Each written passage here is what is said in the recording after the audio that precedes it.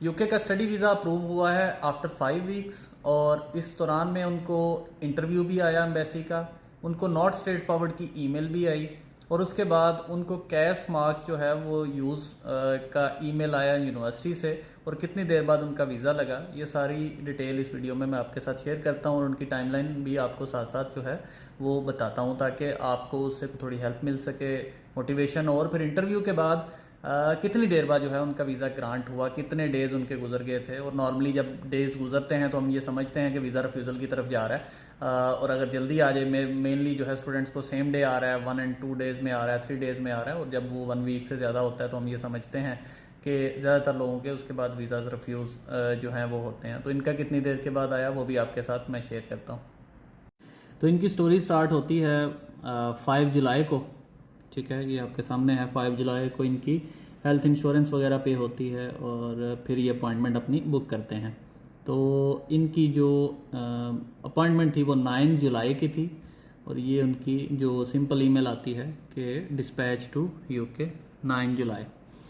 And उसके बाद जो है ये इनको वेरी नेक्स्ट डे इंटरव्यू की ईमेल आ जाती है कि आपका इंटरव्यू है 24 जुलाई को, ठीक है जी, ये आपके सामने है।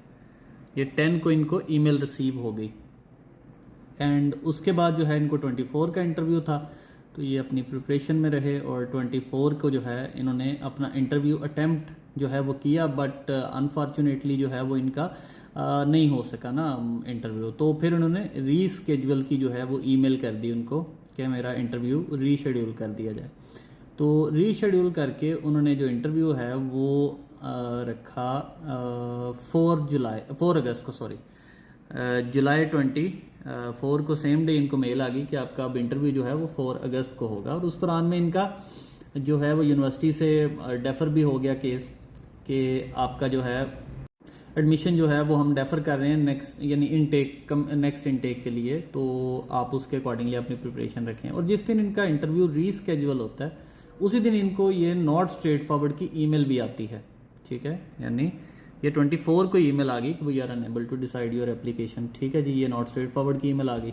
तो थोड़ा डर भी बैठ गया बच्चे के जहन में भी कि अब क्या होगा और किस तरह से चलेगा आगे। बट स्टूडेंट ने अपना इंटरव्यू अटैम्प्ट किया 4 अगस्त को, और 4 अगस्त का इंटरव्यू अटैम्प्ट करने के बाद जो है वो उन्होंने वेट किया है, और फिर इनको 14 अगस्त आज़ादी वाले दिन इनको जो है वो 14 अगस्त शाम 6:36 पे इनको ईमेल आती है कि जो आपका वीज़ा है वो ग्रांट हो गया है।